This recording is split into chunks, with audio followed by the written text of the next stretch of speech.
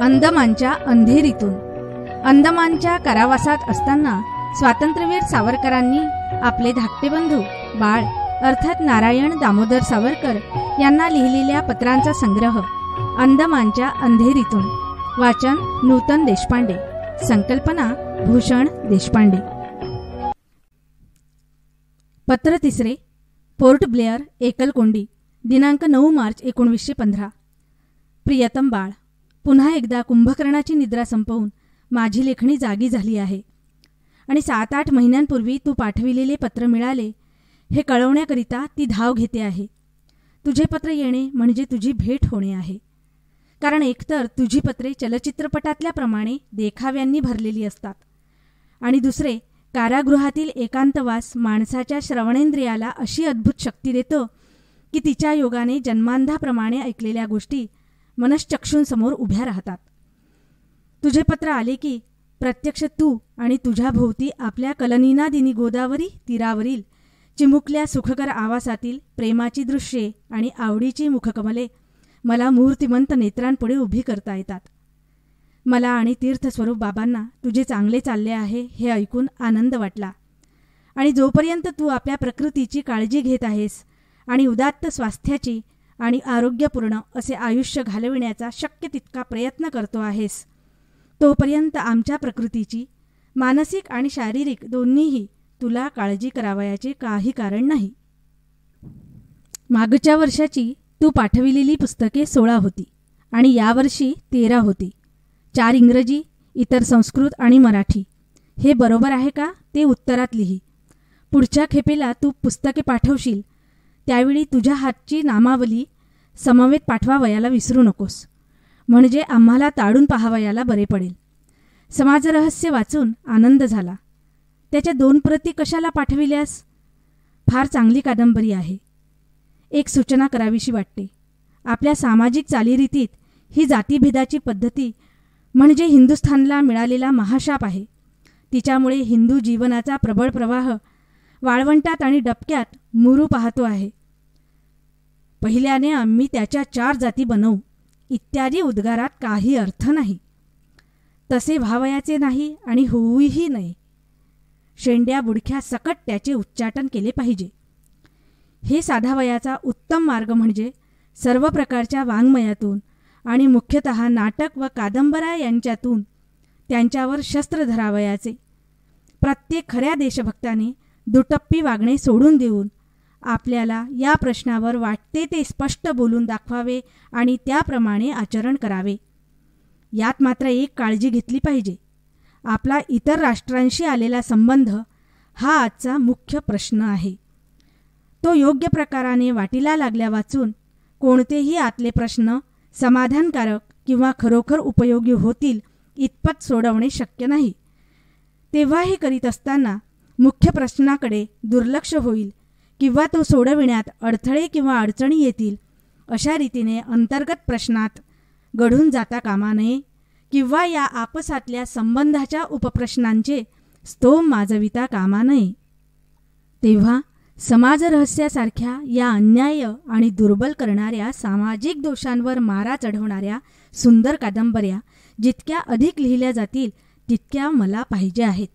जातीभेदाने भूतकाळात पुष्कळ कार्य केले असेल, पण आता त्यात चैतन्य राहिलेले नाही. तेव्हा त्याला आता आपण मूठमाती देणे पाहिजे असेल तर वर अश्रूंचे उदक सोडून हेच योग्य आहे. आमच्या भेटीची तुला यावर्षी अनुमती मिळणार आहे हे वाचून मला फार आनंद वाटला. त्याविषयी आभार मानणे योग्य आहे. पण तीर्थस्वरूप वहिनींनी यावेळी तरी या प्रवासाचा त्रास घेऊ नये असे माझे निश्चित मत आहे. तू एकटाच ये आणि मार्गातल्या सर्व सोयी किंवा अडचणी तू प्रत्यक्ष पाहिल्यानंतर आणि त्यांना आणावयाचा सर्वात चांगला मार्ग कोणता हे समजल्यावर पुढच्या खेपेला तू आम्हाला भेटावयाला येशील तेव्हा वहिनींना आणि माईला घेऊन ये. त्यांच्याच सोयीसाठी यावर्षी त्या माझ्या आवडत्या माणसांच्या भेटीचे निरुपम सुख सोडावयाला सिद्ध होणे हे मला माझे कर्तव्य वाटते. तेव्हा यावर्षी एकटाच ये. जगातील सर्वश्रेष्ठ सैनिक सत्तेशी युद्ध करण्यासाठी हजारो हिंदी सैनिकांना युरोपच्या रणभूमीवर जावयाची संधी मिळाली तेथे त्यांनी आपली कामे उत्कृष्ट बजाविली आणि लढवय्ये म्हणून कीर्ती गाजविली. हे ऐकून मला आनंदाचे भरते आले. देवाची कृपा.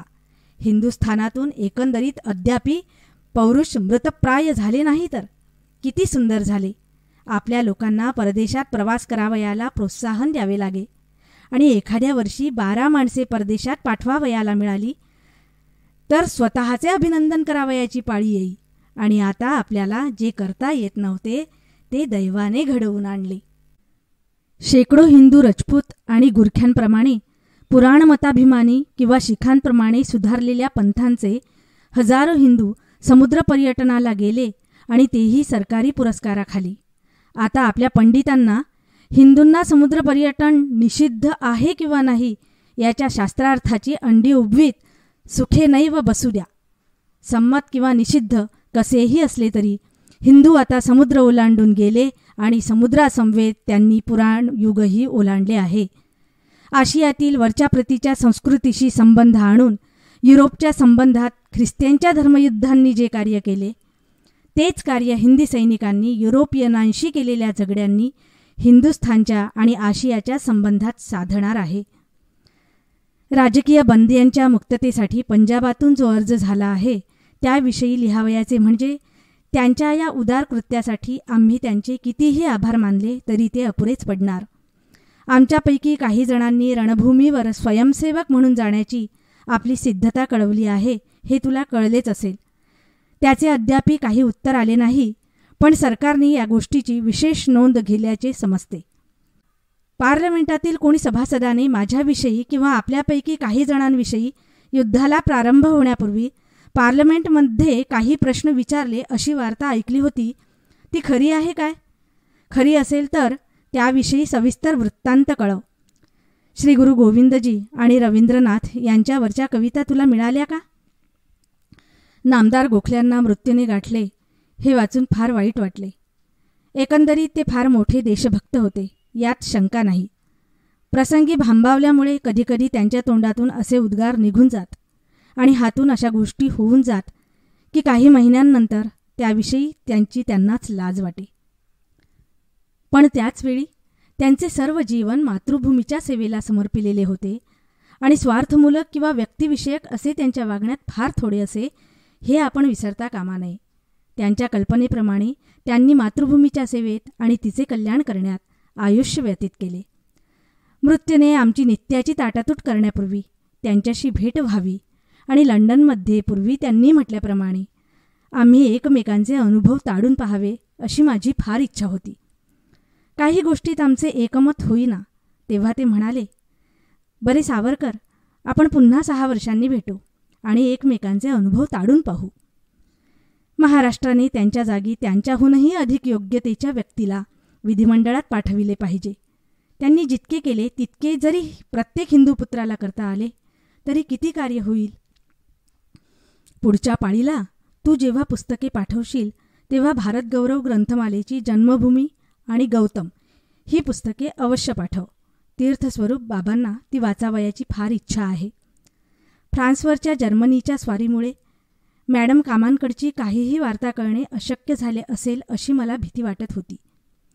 मी येथे आल्यापासून त्या तुला दुसऱ्या आईच्या जागी झाल्या आहेत आणि आयुष्यातल्या अत्यंत कष्टमय प्रसंगी त्यांनी नितांत मोठेपणाने आणि संबंधांना स्मरून आपल्याला साह्य केले. या जगद्व्यापी गोंधळात सुद्धा त्यांना तुझे स्मरण होते आणि त्या नियमितपणे तुला पत्र पाठवितात हे वाचून मला फार आनंद झाला. असल्या एका निष्ठावंत, उदारचरित, निर्भर आणि प्रेमळ हाताच्या स्पर्शाबरोबर प्रियतमांच्या औदासिन्याने, विश्वासस्थानांच्या विश्वासघाताने आणि आप्तांच्या आदर्शनाने उन्मळून टाकलेला मनुष्याच्या अंतःकरणातील मनुष्य जातीविषयीचा विश्वास पुन्हा सुस्थिर होतो.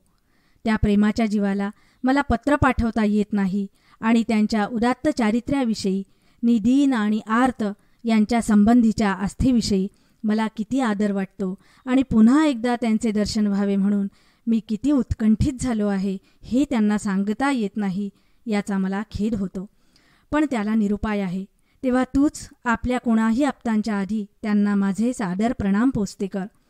कारण आप्ता आपल्याविषयी काहीतरी करतात यात विशेष काय? त्या किती करतात आणि कसे करतात याचे आश्चर्य आहे. तू पाठविलेली पुस्तके वाचित असताना दिसून आले की सर्व देशभर प्रकट होण्यासाठी धडपड करणाऱ्या नवचैतन्याच्या झोतामध्ये तेलुगू प्रांतातील आपले देशबांधवही पूर्ण सापडले आहेत. आंध्र सभेची चळवळ प्रचंड आणि महत्त्वाची आहे, पण तो प्रांत तामिळांच्यापासून अलग करण्याची कल्पना कोती आहे. त्यातल्या त्यात आंध्रमाता की जय या घोषाने राष्ट्रीय जय जयकार करण्यात आला. ही गोष्ट वाचून मला फार खेद झाला. क्षुद्र प्रांताभिमानाच्या वृत्तीचा तो स्वाभाविक परिपाक आहे. या गवताच्या काडीवरून येणाऱ्या अशुभ वादळाच्या दिशेची कल्पना होते. स्वदेशीच्या भव्य चळवळीची ही एक रोगट प्रतिक्रिया आहे आणि वेळेवर त्यात सुधारणा झाली पाहिजे. बंगालमधल्या फाळणीच्या लहान प्रश्नाभोवती चिकटलेल्या स्वदेशी चळवळीने ही प्रतिक्रिया उत्पन्न केली आहे. प्रत्येक प्रांताला आपण स्वतंत्र व्हावे असे वाटते आणि आपल्यापुरत्याच जयघोषाच्या व चिरायुत्वाच्या गर्जना तो कधीच सुटतो. पण राष्ट्रदेह जगल्याशिवाय हे प्रांतांचे अवयव कसे जगणार? महाराष्ट्र, मद्रास, बंगाल हे सारे मोठे आहेत आणि चिरंजीवही होतील, पण ते तिच्या संपूर्ण भारतमातेच्या द्वाराने. तेव्हा आपण आंध्रमाता की जय असा जयघोष न करता भारत माता की जय असा केला पाहिजे आणि बंग आमार असे राष्ट्रगीत न गाता हिंद आमार असे राष्ट्रगीत गायले पाहिजे. सर्व प्रांतांनी आणि तिथल्या लहान लहान भाषांनी भिन्न भिन्न होण्याची खटपट करण्यापेक्षा एकत्रित झाले पाहिजे आणि अद्याप असलेले प्रतिबंध व भाषाभिन्नत्वाचा गोंधळ यांना चिकटून न राहता ते नाहीसे किंवा दूर केले पाहिजेत. चिमुकली राष्ट्रे, बेल्जियमचे उदाहरण सावध व्हावयाला अद्यापी पुरेसे नाही का झाले? इंग्रजांच्या राज्यामुळे त्यांच्या मनात नसतानाही जर एखादी कल्याणाची गोष्ट केली असेल तर ती ही आहे की त्याने मातृभूमीतील अलग करणारे पंथभेद मुशीत वितळवून त्यांना एकरूप केले आणि घणाचे घाव घालून भिन्न प्रांतीयांचे एक जानपद घडविले. आता या महत् कार्याच्या सिद्धीच्या आड येणारी प्रत्येक गोष्ट दूर सारावयाचे सोडून आपण एका हाताने हे अभिष्ट साधण्यासाठी द्यावे लागलेले मूल्य म्हणून अडकवून घेतलेल्या शृंखला घट्ट धरून ठेवतो आहो आणि दुसऱ्या हाताने त्या अभिष्टाचे अनिष्टात रूपांतर करण्याची खटपट करतो आहो. तुझ्या पत्रासंबंधी नी तू पाठविलेल्या पुस्तकांसंबंधी मला जे काही वाटत होते ते सर्व आता लिहून झाले असे मला वाटते. पुढच्या वेळी पत्रात पाठविलेल्या तालिकेप्रमाणे पुस्तके पाठवावीत. सप्टेंबर 1च्या आधी तुझे येणे होणार असेल तर बंगी न पाठविता तूच पुस्तके घेऊन ये. तोपर्यंत येणे होत नसेल तर बंगी पाठव. आपल्या इष्टमित्रांना इकडचा निरोप कळवावयाचा आणि परत पाठविण्यासाठी त्यांचा काही निरोप असला तर मागवावयाचा. एवढ्यासाठी अवश्य तो पत्रव्यवहार आटोपताच या पत्राचे उत्तर पाठव. तू पत्रात लिहिलेल्या गृहस्थाच्या आणि तुझ्या भेटीचा योग आला हे मला ठाऊक होते. कारण हंसी हंस बकी बक मिसळे जन ओढतो स्वजातीकडे. त्याला माझे अत्यंत प्रेमाचे वंदे मातरम सांग. मला त्याची वारंवार आठवण होते. आपल्या प्रिय प्राध्यापक महाराजांचे कसे काय चालले आहे? आता आणखी एक पाखरू जेथे तान्हिलेल्या हृदयाला तृषा शमवावयाला एक जलबिंदूही मिळत नाही आणि आशेच्या खुरटलेल्या पुष्पाला उमलविणारी दवकणिकाही आढळत नाही, अशा जळत्या वाळवंटाच्या भयाण अरण्यातले उड्डाण पार पाडून त्या लहानग्या प्रिय घरट्यात पुन्हा परत आले असेल या कल्पनेने माझे हृदय आनंदाने उचंबळते आहे. त्याच्या सुटकेत आणि इतर मंडळींच्या सुटकेत माझीच अंशतः सुटका झाली आहे असे मला वाटते. बिचारा प्रिय सखाराम आज तेथे परत आला असता तर आपल्या कार्यासाठी देह अर्पून ज्याने स्वर्ग गाठला त्याने जगावयाला पाहिजे होते असे म्हणणे हे मूर्खपणाचे किंबहुना अपमानाचे आहे, तरी मन राहत नाही. आता आमच्या संबंधी आमच्याविषयी तू मुळीसुद्धा काळजी करू नकोस हेच मला पुन्हा तुला सांगावयाचे आहे. आमच्या वेळच्या सर्व नियत वर्षांच्या बंद्यांना परत हिंदुस्थानात पाठविण्यात आले आहे. येथे केवळ आम्ही जन्मठेपवाले राहिलो आहो. युद्ध चालू असेपर्यंत काही म्हणावयाचे नाही आणि येथल्या अधिकारी वर्गाला अडचणीत पाडावयाचे नाही असे तत्व मी मनाशी ठरविले आहे. सध्या आमची दोघांचीही प्रकृती चांगली आहे आणि सध्या कॅप्टन मेजर मरे हे कारागृहाची व्यवस्था पाहतात.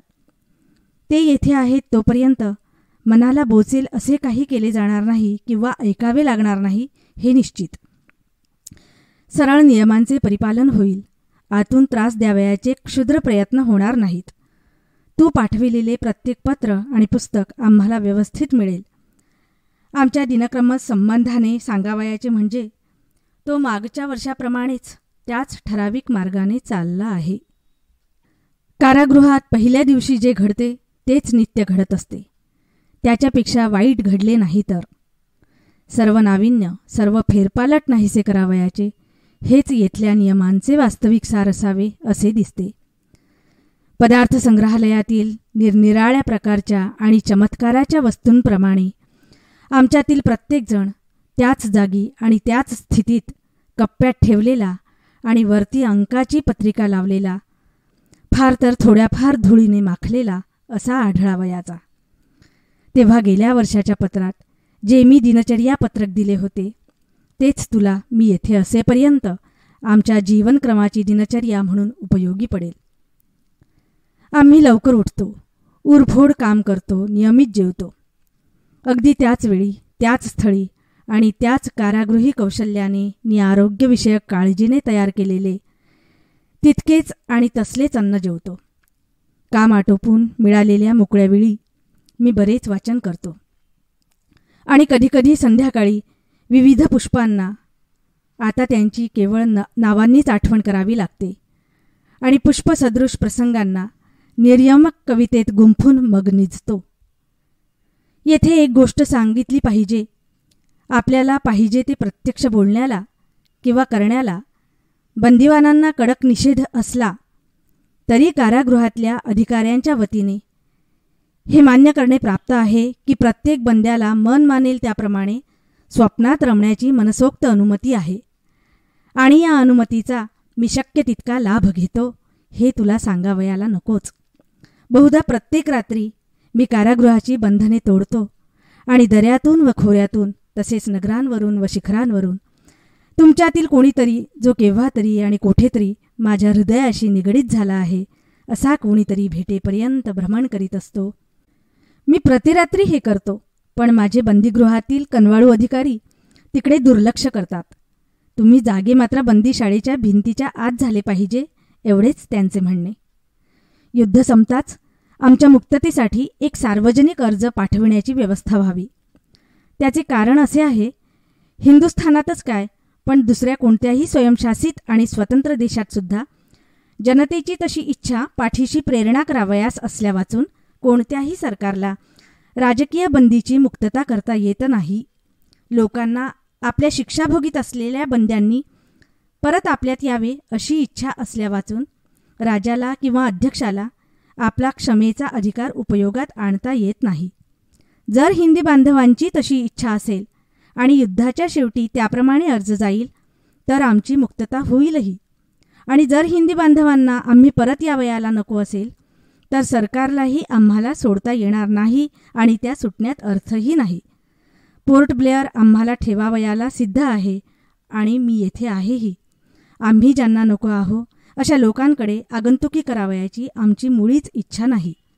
तसे असेल तर आम्हाला इतर बंद्यांप्रमाणे कारागृहाच्या बाहेर राहू देण्याविषयी विचारणा कर म्हणजे झाले.